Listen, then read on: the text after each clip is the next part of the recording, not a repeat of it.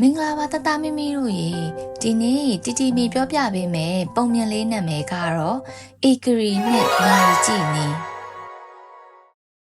ငါပေါက်စာလေးနာမည်ကဧကရီတဲ့သူနေတဲ့တက်ပင်ကြီးရဲ့အခေါင်းပေါက်ထဲမှာနိုင်ကြီးတစ်လုံးချိတ်ထားတယ်ဧကရီမှာပြဿနာလေးတစ်ခုရှိတယ်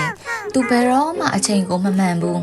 မနက်ခင်းအရသာရှိတဲ့ပိုးကောင်လေးတွေစားဖို့ဆိုတာကလည်းသူရောက်ရင်ပိုးကောင်တွေကကုန်နေပြီလေ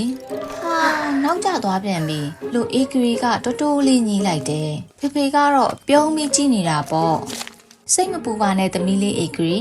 နိုင်ကိုဘလို့ကြည့်ရမယ်ဆိုတာဖေဖေသင်ပေးမယ်ဒါဆိုဘယ်တော့မှနောက်မကျတော့ဘူးပေါ့ဒီနိုင်မှာလက်တံနှစ်ချောင်းရှိတယ်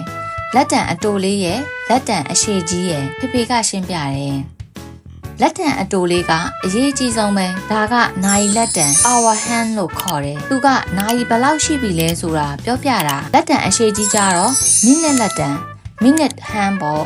သူကအပေါ်ဆုံးစနစ်ကိုတက်နေတဲ့အခါနိုင်လက်တံအတိုလေးကဘယ်ကနန်းကိုပြနေလဲကြည့်ရုံပဲညနေရောက်တော့ဧကရီကပုံမြင်နားထောင်ချင်နေပြီဖေဖေပုံမြင်ပြောမဲ့အချိန်ဘယ်တော့လဲယင်းလို့မေးလိုက်တယ်ကြည့်လိုက်ပါအောင်သမီးလေးရေနိုင်လက်တံအတိုလေးကရှစ်ကိုပြနေတယ်မိနစ်လက်တံအရှည်ကြီးကစနစ်ကိုပြနေတယ်အဲ့ဒါ8နာရီပဲပုံမြင်နားထောင်ဖို့အချိန်ရောက်ပြီယေး8နာရီဧကရီအရင်ပျော်သွားတယ်နောက်တစ်နေ့မနက်မှလဲပိုးကောင်တွေမပြတ်အောင်စားနိုင်တော့မယ်အချိန်မှန်တာဘလောက်ပြောစရာကောင်းလိုက်လဲဧကရီလေးကနိုင်ကြည့်တတ်သွားတော့အရန်ကိုပျော်ရွှင်နေတာပေါ့ကွယ်ပုံမြင်လေးကတော့ဒီလောက်ပါပဲကွယ်နောက်ထပ်ပုံမြင်လေးမှာထပ်တွေ့ပါမယ်တတာ